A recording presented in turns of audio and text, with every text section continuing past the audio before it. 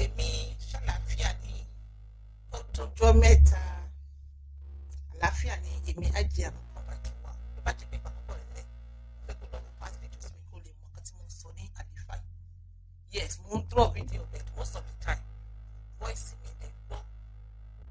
Thank you all for joining me. Alhamdulillah. Ẹ̀yin náà rí title bí a ṣe lè lo nǹkan tí à ń pè ní àwìn lédè Yorùbá. Ẹ̀yin kan sọ pé kí là ń pè ní àwìn sámíà làwọn ń pè lọ́dọ̀ tiwa òkú ní sámíà yìí. Bá a ṣe lè lo sámíà yìí tó yàwó wa pẹ́ mo mọ̀ pé máa like title yẹn. Bá a ṣe lè lo sámíà yìí tó yàwó wa pẹ́. Bá a ṣe lè lo sámíà yìí boost testosterone wa. Bá a ṣe lè lo sámíà yìí boost estrogen wa as a woman. Bá a ṣe lè mú sámíà yìí jẹ́ kí nǹkan ọmọkùnrin wa dùn fún ìyàwó wa. Bá a ṣe lè mú sámíà yìí jẹ́ kí nǹkan ọmọbìnrin wa dùn fún ọkọ wa. Ẹ̀yin tèmi pápánbarì bí a ṣe lè mú sámíà yìí ká fi lówà ẹ̀jẹ̀ ríru ó ṣe kókó ṣe pàtàkì. Bá a ṣe lè mú sámíà yìí tọ́jú cardiovascular disease yìí.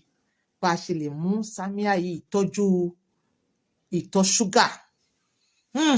Ẹ̀yin tèmi ó lọ fà. Láì fi àkókò ṣòfò ẹ jẹ́ kí n sọ kíní kan fún yín. Ìwọ tó bá ní BP, ìwọ tó ní diabetes, ó ní láti mú wálẹ̀ láti jẹ àǹfààní orí ọ̀fẹ́ bá a ṣe lè mú sámíà yìí dóyàwó wa pẹ́pẹ́pẹ́pẹ́. Bá a ṣe lè mú sámíà yìí boost testosterone wa. Ìwọ mọ̀ tó bá boost testosterone yẹn tó yá òun tó jẹ àwọn normal food tó ní àìsàn tó ń ṣe exercise. Bí testosterone yẹn bá ti lè boost, I'm telling you, no matter your age, nǹkan ọkùnrin rẹ ó gbéra sí i, ó gbéra sọ, iṣẹ́ rẹ̀ ó sì pọ̀ sí i, iṣẹ́ rẹ̀ ó sì nípọn sí i, ó sì mọ lé láàrọ̀. Ọ̀pọ̀lọpọ̀ yín ẹ ti lose ẹ̀ bó ṣe ń lé láàrọ̀, bó ṣe ń dìde láàrọ̀ ẹ ti lose ẹ̀. So mo wá mú nǹkan kékeré yìí wá tó jẹ́ pé bẹ́ẹ̀ bá fẹ́ rí eléyìí gan, ó lè mọ́ ju 200 naira lọ àbí 500 naira lọ́dọ̀ yín. Irú eléyìí ni mo sọ. Ṣé rí pé eléyìí kakù tẹ́ bá wá dẹ̀ wá fi sẹ́nu ẹ rí pé kò dùn o, kò í ṣe èyí tó dùn o, èyí tó sáwà. Bákan náà ìwọ tó bá ní ọ̀sà sá fún púpọ̀.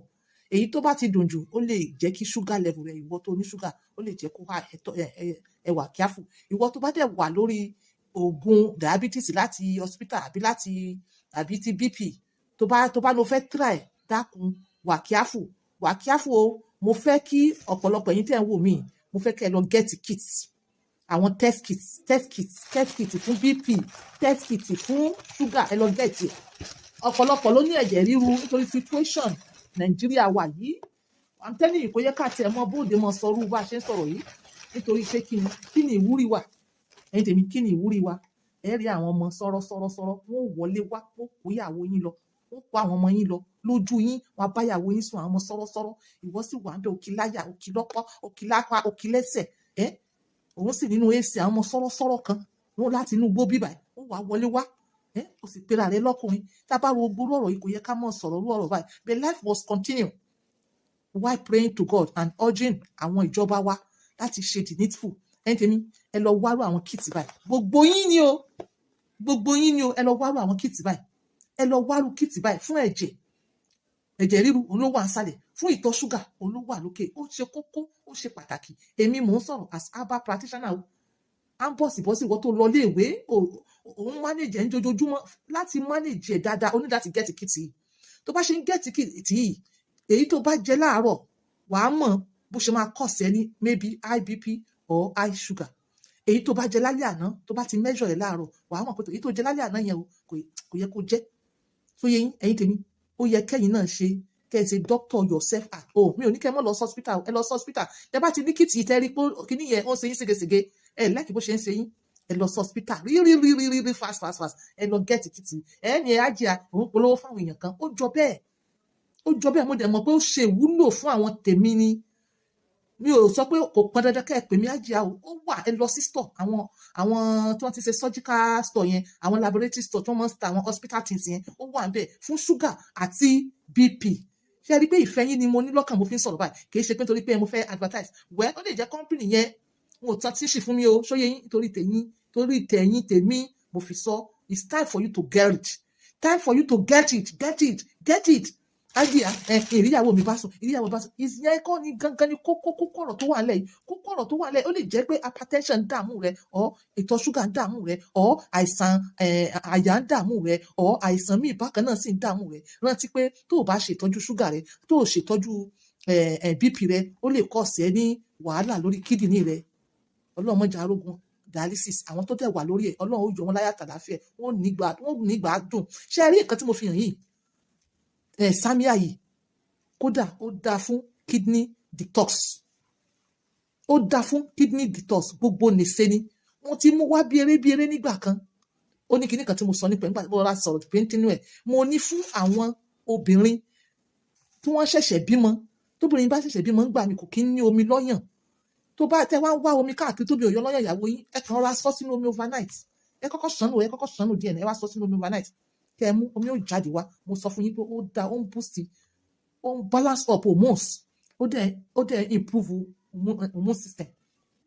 ok ìwọ tó bá yẹ pé o fẹ́ lò fún àìsàn ẹ̀jẹ̀ ríru ó ti mọ̀ pé ẹ̀jẹ̀ rẹ ó wà on the high side mo fẹ́ kó mú eléyìí bó ṣe rí báyìí pín sí méjì ṣànù kó wá fi sínú omi 75 cl fi sínú omi 75 cl díjọ́ kejì tó bá díjọ́ kejì tó yẹ kó mú kó yọ gbogbo tinú ẹ̀ kúrò kó mú bákan náà ìwọ tó bá fẹ́ fi control ìtọ̀ ṣúgà yes kó tó jẹun mú tó bá jẹun tán tó lọ bí 1 hour tó yẹ ó lè tó bá mú láàárọ̀ mi ò sọ pé àwọn tó máa tètè jẹun o tó bá mú láàárọ̀ fún ìwọ tó bá tètè jẹun mú láàárọ̀ tó bá máa fi jẹun bí ọ̀sán tó yẹ after bí 1 hour kó lè wá mú sí so ẹ ní oore ọ̀fẹ́ láti máa múlẹ̀ méjì bẹ́ẹ̀ ṣùgbọ́n fún ẹ láti jóore ọ̀fẹ́ jọ lọ gẹ́ẹ̀tì àwọn kìtì yìí kó mọ́ dàbí ẹni pé o ti ń lò jù o ti ń ṣàṣejù especially ẹ̀yin tẹ́ bá ti ń lo hospital ó lè tètè já wálẹ̀ jù yes fún ìwọ tó jẹ́ pé o wá fẹ́ lò fún kí o fẹ́ fi boost testosterone ẹ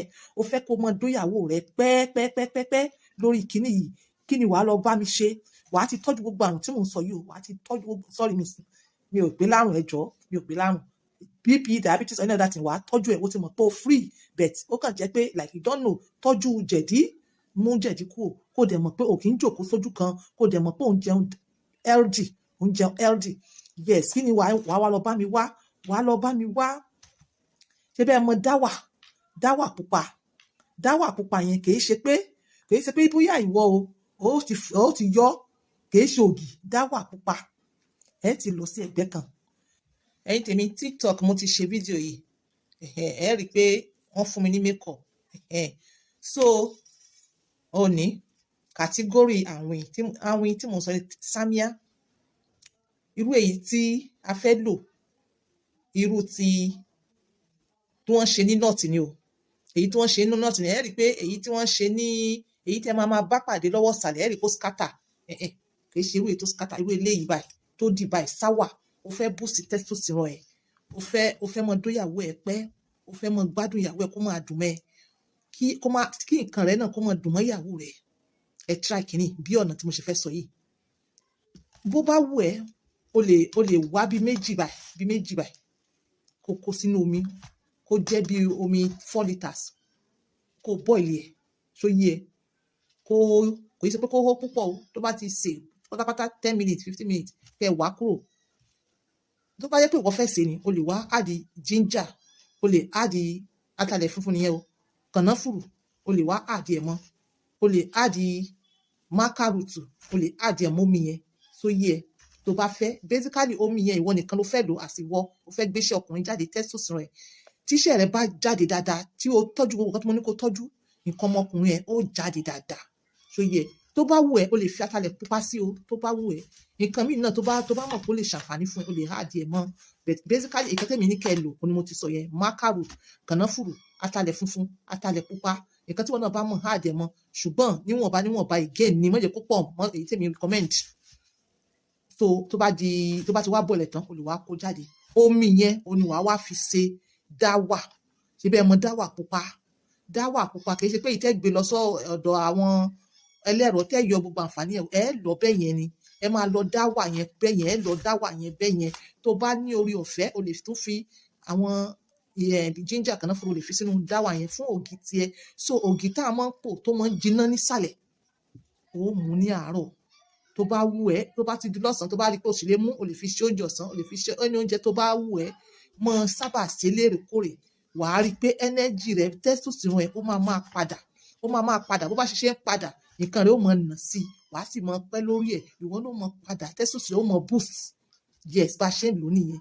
Bẹ́ẹ̀ mo ní kẹ́ tọ́jú àìsàn o, dákun tọ́jú jẹ̀dí, mò ń pariwo tọ́jú gbá, tọ́jú àwo, tọ́jú ẹ̀ ṣàtọ́jú ẹ̀. Okay, so bí wọ́n bá ṣe lò bẹ́ẹ̀ yẹn, obìnrin yẹn, abẹ́ obìnrin ó mọ dùn mẹ́, bó bá ṣe ń lò bẹ́ẹ̀, abẹ́ obìnrin ó mọ dùn mẹ́. So fún ìwọ obìnrin tó fẹ́ kí nǹkan ọkùnrin yẹn kó mọ dùn mẹ́, bí wàá ṣe lọ bá mi wá náà nìyẹn.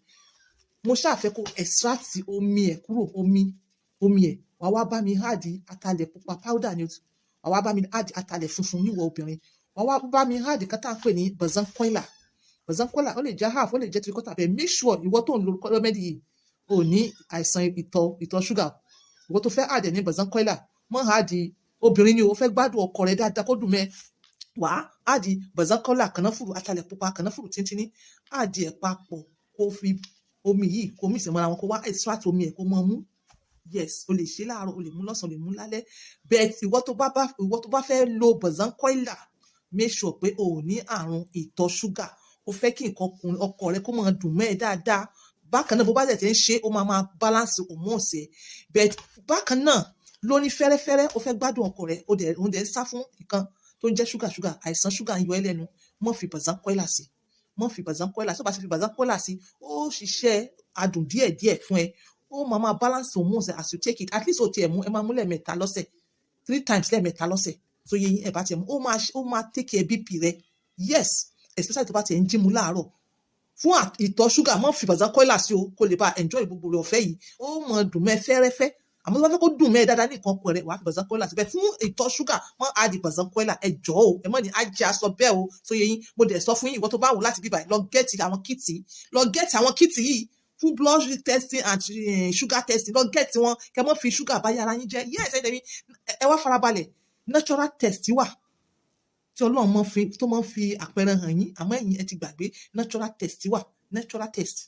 Ẹ má gbàgbé àti TikTok bó ti ń ṣe fídíò yìí, so wọ́n fún mi ní like fẹ́rẹ́fẹ́ makeup. So natural test tó wà lára wa fún ìtọ̀ ṣúgà, màá jẹ́ kẹ́ ẹ mọ̀.